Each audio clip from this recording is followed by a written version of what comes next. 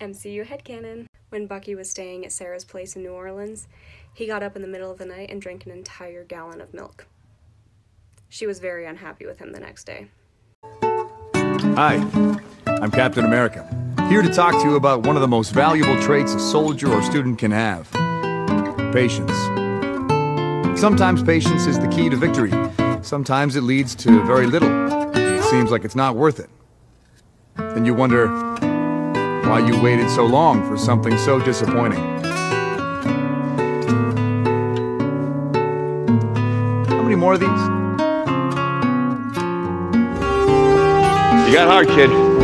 Where you from? Queens? Brooklyn.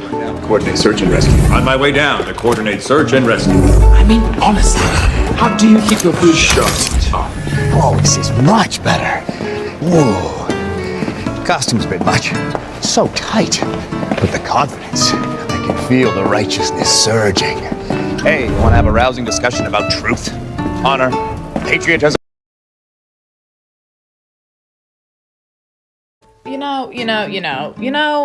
We could talk about sad Bucky Barnes facts all day. No, really, I could all day. But you know what we haven't talked about yet? Sad Bucky Barnes headcanons. And on that note, here we go. Whatever you do, don't imagine Bucky talking to Steve and saying, when you fell off the helicarrier, I jumped after you. So when I fell off the train, where were you at? When he gets to the Avengers compound, Tony has to soundproof the room, so he doesn't wake up everybody when he screams in the middle of the night from a nightmare. This one isn't sad, but it's my favorite one ever. Bucky going to the doctor to for a checkup or a blood work or something, and the nurse can't find a vein in his arm, and she dead ass looks at him in the face and says, "Are you sure this is the arm you always get blood work taken in?" And she's like, "Why don't we try the other one?" And he's just like, and then he responds with, "If you can find it in a ravine." What's a weird headcanon you have about an MCU character? A lot of people aren't going to like this one. Let me preface this by saying I'm a huge Captain America fan, but I hate his ending. But I've come to terms with it, But in my head, Steve returned all the stones, got to Vormir, somehow bartered with Red Skull, and got Natasha back. For some weird reason, Natasha wasn't able to come back to 2023. So Cap went back in time with Natasha, did his dance with Peggy, they worked for S.H.I.E.L.D., him and Peggy were friends, but the girl he married was Natasha. That's why he doesn't tell anybody about the girl at the end. He can't say it's Natasha because that would mess something up in time. Makes sense, think about it. So Peggy still married whoever she was supposed to marry, it doesn't mess with her arc at all. And Steve wasn't selfish, he went back in time so Natasha wasn't alone. And Cap and Natasha live happily ever after, the end. In my head, that's what happened, and it will never change.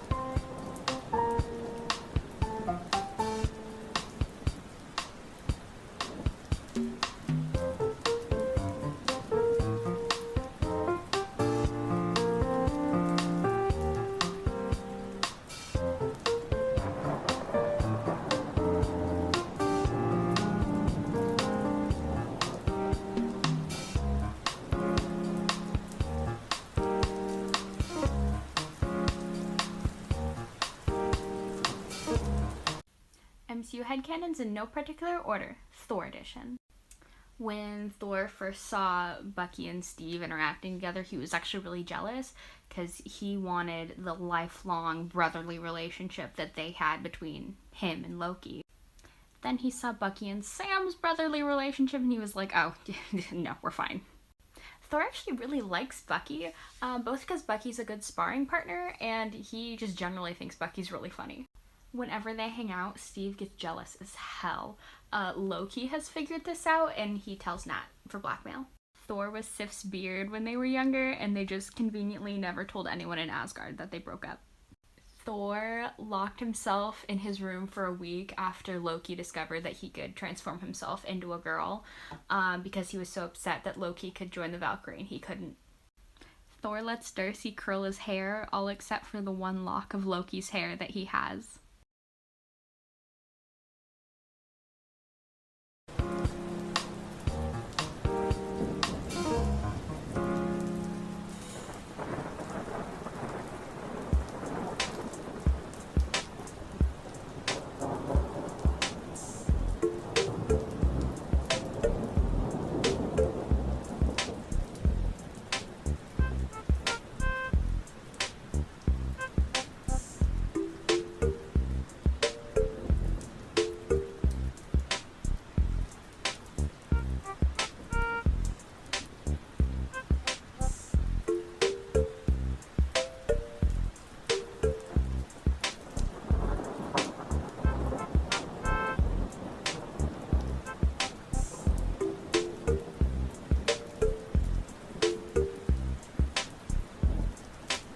What's a weird headcanon you have about an MCU character? Okay, so I don't really know if this counts as a weird headcanon, but it's my favorite one ever, so I'm gonna share it.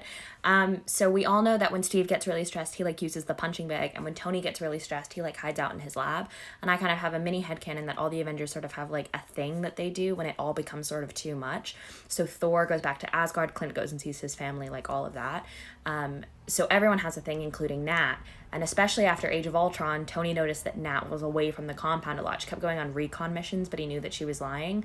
So one day he decided to finally follow her to this mysterious mission. And what he ends up doing is he finds her at a ballet studio, because dancing in the Red Room was the only thing that Natasha actually really loved about that place in her childhood. And when she gets so stressed, she goes and hides out at this studio and books out an entire room for hours and hours, and then dances until her feet bleed. And yeah, that's my favorite headcanon from the MCU.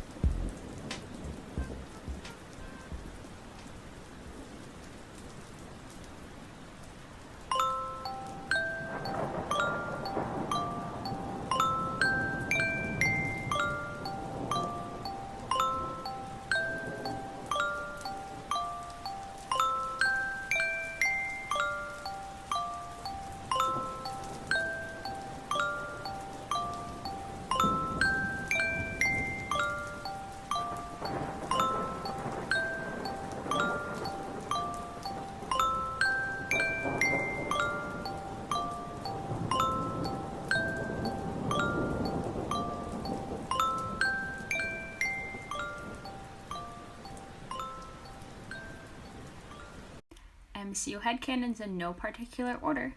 Loki edition. Loki first discovered he could teleport when he was playing tag with Thor, Sif, and the Warriors 3. He was about to get caught, and he closed his eyes. When he opened them, he was halfway across the room. They stopped letting him play with them because they said using magic was cheating. Loki got his idea for his horned helmet because him and Thor found a locked room which they promptly broke into. It was Hela's old room, which had been sealed for a really long time, and Loki just loved her style. They asked Frigga about it, and she said to go ask their father. That didn't turn out so well. Loki never told Thor he was of Jotunheim because he was afraid that Thor would stop loving him if he found out he was a frost giant. Loki's hair is always so greasy because when he was a kid, he discovered that if his hair wasn't slicked back, the minute Thor touched him, it would just be porcupine.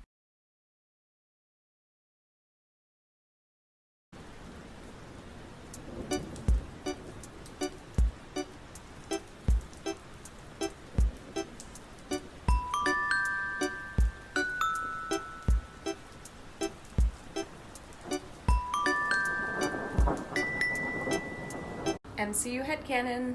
Natasha Romanoff and Laura Barton get together once a year to talk about things Clint has done. They get pizza, watch movies, and call it Clint's a dumbass day. MCU Headcanons in no particular order. Bucky and WandaVision. Bucky helps Wanda learn to control her powers by letting her toss him really high into the air and hold him there.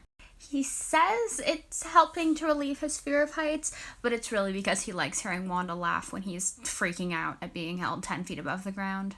Bucky taught Wanda how to throw knives, and Tony has not known a single day of peace since. On bad pain days, Wanda uses her magic to help relieve the tension around Bucky's prosthetic. She offered to help relieve the phantom pain of his arm, but he refused because he really doesn't want anyone in his head, even if it's Wanda. Wanda and Bucky aren't allowed on the same side of the table at meetings because they pass notes like it's middle school. Then Steve has to give them the Captain America look of disappointment, like he wasn't also passing notes with Bucky. Wanda takes flowers to Bucky's parents' grave because he wants to, but he doesn't know if he could handle it. Here's some of my favorite Marvel headcanons that I believe are 100% true. Ned listens to One Direction. His favorite member is Niall. Peter Parker can lift Thor's hammer. Shuri is definitely famous on TikTok. If no one's listening, Thor says yeet when he throws the hammer. Tony is a terrible cook, and he orders takeout almost every night, if Pepper will let him. Steve is attempting to understand Gen Z slang. He gets it wrong every time, but Peter and Shuri are still encouraging him.